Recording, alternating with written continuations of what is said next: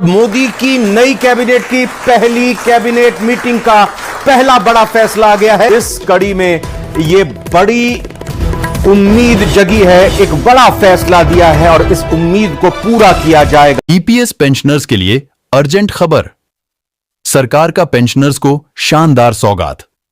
अगर आपकी उम्र 58 साल से अधिक है तो आपको ईपीएस पेंशन बढ़ोतरी का फायदा मिलेगा। सरकार का कैबिनेट की बैठक में बड़ा ऐलान, अब मिनिमम पेंशन बढ़ोतरी के साथ हायर पेंशन का लाभ मिलेगा। देखिए रिपोर्ट।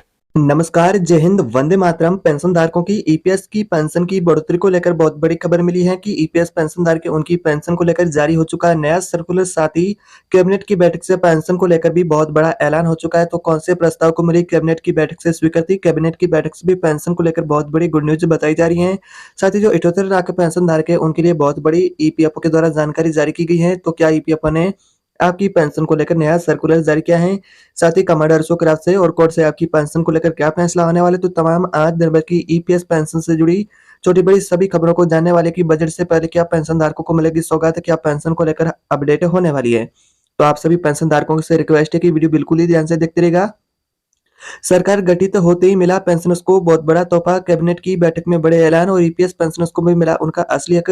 चलिए जानते हैं इन महत्वपूर्ण ताजा खबरों को सिर्फ 5 मिनट में। लेकिन आप वीडियो को अभी तक आपने लाइक नहीं किया तो वीडियो को लाइक कर दे। साथ ही चैनल पर अगर आप पहली बार आए और चैनल को अभी तक आपने सब्सक्राइब नहीं किया तो चैनल को सब्सक्राइब करके बेल आइकन को भी ऑल पर दबा देना है, ताकि आपको नई खबरें पेंशन से जुड़ी ऐसी और भी नई देखने को मिलती रहे। तो यहाँ पर आपकी पेंशन को लेकर सच्चाई आ चुकी है सामने। ईपीएस 95 पेंशन और एनपीएस को लेकर दो बहुत बड़े महत्वपूर्ण सूचना मिली है, जिसमें से पेंशन की अगर ईपीएस की बात करें तो ईपीएस पेंशन को लेकर सर्कुलर भी बताया जा रहा है और साथ में कैबिनेट की बैठक से भी बहुत बड़ा अपडेट बताया जा रहा है। साथ ही एनपीएस को लेकर कैबिनेट की बैठक से क्या अपडेट होने वाली है।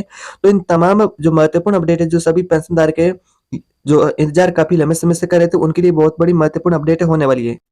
तो आप सभी से रिक्वेस्ट है कि वीडियो अंत तक देखते रहिएगा। तो हेमा मालिनी की कोशिश रही पेंशन की बढ़ोतरी को लेकर, पेंशन की प्रमुख मांगों को लेकर जारी। तो पिछले 5 वर्षों में भारत की सभी पार्टियों के सांसद मिले और सैकड़ों बयान पेंशन को लेकर दिए गए हैं और पेंशन धारकों को कई बार आश्वासन मिल चुका है कि उनकी पेंशन की राशि में बढ़ोतरी होगी। तो आखिर अब क्या फैसला होने वाला है? तो सांसद हेमा मालिनी ने 3 से 4 बार राष्ट्रीय अध्यक्ष राउत साहब यानी कि अशोक राउत साहब और उनके साथियों से व्यक्तिगत मुलाकात भी कर जो वरिष्ठ जन बुजुर्ग पेंशन धारक है उनकी पेंशन की समस्याओं और पेंशन पर चर्चा की। और हर बार मोदी सरकार ने अशोक राउत को भरोसा दिलाया है कि आपका काम किया जाएगा, पेंशन में बढ़ोतरी की जाएगी। लेकिन अभी तक कुछ भी पेंशन की बढ़ोतरी को लेकर नहीं हुआ। तो अब क्या आपकी पेंशन को लेकर नया फैसला होने जा रहा है? कब आपकी पेंशन और आपके खातों में कितनी पेंशन मिलेगी, कब आपके खातों में ट्रांसफर रहने वाली है, क्या बजट से पहले पेंशन धारकों को मिलेगा शानदार तोहफा? तो वीडियो बिल्कुल ही आप ध्यान से देखते रहिएगा। तो लोकसभा में पेंशन का ये उठता रहा मामला काफी लंबे समय से। तो पेंशनधारक है उनका यह जो आचार संहिता लगने से बाद में पेंशनधारक है उनकी जो मांग है जो बढ़ती जा रही है कि पेंशन को लेकर सरकार बढ़ोतरी करे। तो उम्मीद थी कि सरकार जैसे ही सत्ता में आएगी तो फिर से हमारी पेंशन की जो राशि है उसे बढ़ाएगी। लेकिन एक बार फिर से पेंशन धारकों को निराशाई हाथ लगी है। तो अभी तक कोई भी पेंशन की बढ़ोतरी को लेकर आधिकारिक कंफर्म अपडेट नहीं मिली है। साथ ही बहुत बड़े सुझाव मीडिया रिपोर्ट के अनुसार मिल रहे हैं। कैबिनेट की बैठक से चर्चा की जाए तो कैबिनेट की बैठक से क्या फैसला हुआ है कि कब आपकी पेंशन बढ़ेगी या फिर नहीं बढ़ेगी, आइए जानते हैं आगे की खबर को भी विस्तार से। तो भारत के कई राज्यों के सदस्यों ने लोकसभा और राज्यसभा में संसद सत्र के दौरान कई बार ये सवाल उठाया पेंशन धारक के पेंशन से जुड़े। तो बुल्डाना सांसद प्रताप राव जाधव और राष्ट्रवादी सुप्रिया सुले और महाराष्ट्र के कुछ सांसदों ने सत्र में यह सवाल भी उठाया और अन्य राज्यों के कई सांसदों ने भी पेंशन की बढ़ोतरी का यह सवाल उठाया था। फिर भी मोदी सरकार ने ध्यान नहीं दिया। तो अब इसके परिणाम भी देखने को सरकार को मिले हैं। तो फिर से क्या सरकार अब पेंशन धारक उनकी पेंशन को मांगे है जो कि काफी लंबे से लंबित है, उन मांगों को क्या पूरा करेगी? तो पेंशन धारक वरिष्ठ बुजुर्ग पेंशन धारक उन्होंने अपना जीवन यापन करने से जुड़ी समस्या को बताया कि मिनिमम पेंशन जो 1000 रुपए की मिलती है। तो पेंशन धारक के बुजुर्गों ने क्या कहा है पेंशन को लेकर? तो एक पेंशनर्स ने कहा है कि ईपीएस 95 वरिष्ठ नागरिक है जो कि बुजुर्ग पेंशन धारक को बिना पैसे के कैसे जीवन जिए, जैसे कि 1000 रुपए को उनको पेंशन की राशि दिया जाता है प्रति माह। तो 1000 रुपए की पेंशन से पेंशन धारक अपना कैसे जीवन यापन करे? जैसे कि कई बीमारी से बुढ़ापे के अंदर वो ग्रसित होते हैं तो वैसे में उन्हें अच्छी मेडिकल की फैसिलिटी का भी लाभ नहीं मिलता है। तो इन तमाम महत्वपूर्ण मुद्दे हैं जो कि पेंशन धारक है जिसकी 4 सूत्रीय मांगों में से शामिल है। जैसे कि मेडिकल की बात करें तो यहाँ पर मेडिकल की सुविधा को लेकर आपको जल्द राहत मिल सकती है, क्योंकि मेडिकल की सुविधा को लेकर केंद्र की मोदी सरकार ने सत्ता में आने से पहले पेंशन धारक है और जो आम लोग है जैसा कि 70 साल से अधिक एज के पेंशन धारक है उनके लिए ऐलान किया था कि जो केंद्र के अंदर मोदी की सरकार आएगी तो 70 साल से अधिक एज के जो बुजुर्ग पेंशन धारक है जो आम लोग है उन सभी को 5 लाख रुपए तक का फ्री में मेडिकल का इलाज यानी कि उपलब्ध करवाया जाएगा। तो वैसे में आपकी अगर एज 70 साल से अधिक है तो फिर 5 लाख रुपए तक आपको मेडिकल की अच्छी फैसिलिटी का यानी कि लाभ मिलेगा। बुजुर्ग पेंशन धारक उनके लिए सौगात है यानी कि बहुत ही अच्छी होने वाली है। वैसे में यानी कि ईपीएस 90 पर वरिष्ठ नागरिकों ने कहा है कि हर कोई यानी कि जो 1000 रुपए की पेंशन होती है उसमें फिट नहीं होता है। जैसा कि जो हर यानी कि पेंशनधारक वो 1000 रुपए से अपना जीवन यापन कैसे करेंगे, उन्हें वस्त्र है, मेडिकल है, आवास है, वैसे में उन्हें भोजन है, तो इन तमाम जो महत्वपूर्ण जो कि जीवन के पहलू होते हैं, तो वैसे में इन सारी यानी कि ज़रूरतों का पूरा करने के लिए पेंशनधारक उनको 1000 रुपए की प्रतिमाह पेंशन मिलती है, तो वह कैसे यानी कि अपना जीवन यापन करेंगे। उनको एक टूटी हुई पेंशन की यानी कि पेंशन मिलती है राशि, तो वैसे अस्पताल में उन्हें दवा में पैसे चाहिए, तो सांसदों का यानी कि फंड है वो बढ़ जाता है। बिना मतलब वेतन और आराम देते रहे सरकार पेंशन से उनको कुछ भी नहीं मिलता है। तो आज की महँगाई काल में जो कि 1000 रुपए की पेंशन है, उनसे यानी कि पेंशनधारकों को कुछ भी नहीं होता है। तो वैसे में पेंशनधारक को न्यूनतम पेंशन 10,000 रुपए से लेकर के 15,000 रुपए तक पेंशनधारकों को पेंशन मिलनी चाहिए। इसमें 2 समय का भोजन और मेडिकल का खर्च भी पेंशनधारक का उनका पूरा होगा। वर्तमान में 1000 रुपए की पेंशन से पेंशनधारकों का खर्च भी पूरा नहीं होता है।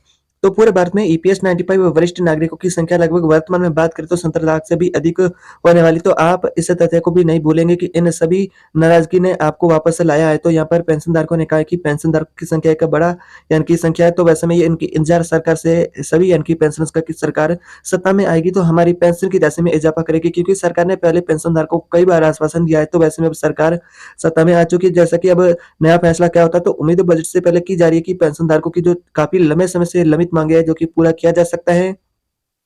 सरकार द्वारा तीसरी पेंशन योजना लाने पर विचार किया जा रहा है। तो सरकार द्वारा किस प्रकार की जो तीसरी पेंशन योजना होने वाली है, किन कर्मचारियों के लिए तीसरी पेंशन की योजना होने वाली है। तो यहाँ पर आपकी ओपीएस से जुड़ा यानी कि कर्मचारियों का मांग है कि ओपीएस सरकार बहाल करे, तो यहाँ पर अपडेट होने वाला है। बात करें ईपीएस की पेंशन की बढ़ोतरी को लेकर फिलहाल कैबिनेट की बैठक से भी जानकारी बताई जा रही है कि चर्चा चली है, लेकिन अभी तक इस प्रस्ताव को पेंशन की बढ़ोतरी को लेकर जारी नहीं हुआ है। बात करेंगे ईपीएफओ का सर्कुलर की, तो यहाँ पर ईपीएफओ का सर्कुलर जो कि पहले जारी हुआ था, जिसमें की बात करें कि 21,000 रुपए का मूल वेतन लागू किया जाएगा, जिसमें कि पेंशनधारक है उनको अधिक यानी कि पीएफ में उनका योगदान होगा तो उन्हें अधिक लाभ मिलेगा। तो वैसे में ईपीएफओ ने इस 21,000 रुपए के मूल वेतन को लेकर भी आधिकारिक अभी तक अपडेट नहीं जारी किया है कि आपका फिक्स 21,000 रुपए का ही मूल वेतन लागू किया जाएगा। ईपीएफओ ने बस इतना ही कहा है कि आपका वेतन लिमिट में बढ़ोतरी की जाएगी, लेकिन कितना किया जाएगा ये कंफर्म नहीं हुआ। या पेंशनधारक का मांग करे कि 20, 21 या 25,000 रुपए तक का पेंशनधारक उनके लिए नया मूल वेतन लागू किया जाए।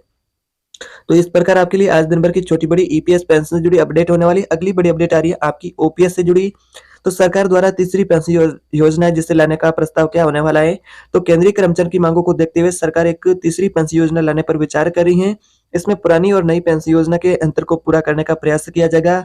तो हालांकि इसके बारे में कोई अभी तक आधिकारिक घोषणा नहीं हुई। आपको बता दिया जाए कि ये मीडिया रिपोर्ट के अनुसार जानकारी बताई जा रही कि तीसरी पेंशन योजना लाने पर सरकार विचार करी, लेकिन आधिकारिक इसकी कोई घोषणा नहीं हुई है। तो इसको लेकर कोर्ट का क्या फैसला होने वाला है। तो इसी बीच दिल्ली उच्च न्यायालय ने पुरानी पेंशन योजना से संबंधित एक महत्वपूर्ण फैसला सुनाया है। न्यायालय ने राज्य सरकार को आदेश दिया है, यानी कि ये फैसला महाराष्ट्र राज्य के यानी कि सरकारी कर्मचारी है उनके लिए होने वाला है। उन्हें 1 महीने के भीतर पुरानी पेंशन योजना बहाल करने को लेकर आदेश दिया है। हालांकि राज्य सरकार ने इस फैसले के खिलाफ सुप्रीम कोर्ट में याचिका दायर कर दी थी और उसमें कोर्ट ने अगले आदेश तक हाई कोर्ट के फैसले पर भी रोक लगा दी है। तो वैसे में इस प्रकार आपके लिए छोटी बड़ी आज पेंशन जुड़ी दिन भर की अपडेट होने वाली है। बात करें लाइफ सर्टिफिकेट है, उससे जुड़ा भी यानी कि आसान आपके लिए नियम बनाए गए हैं, तो आप जल्द से अपना लाइफ सर्टिफिकेट भी जमा कर सकते हैं। सबसे पेंशनर्स का प्रमुख मुद्दा है जो कि ईपीएस की पेंशन की बढ़ोतरी को लेकर है, जो कि आपको अब बजट से पहले उम्मीद की जा रही है कि सरकार फैसला आपके हक में कर सकती है और पेंशनधारक उनका इंतजार है वो भी खत्म हो सकता है। तो इस प्रकार आपके लिए छोटी बड़ी दिन भर की आज की अपडेट होने वाली है।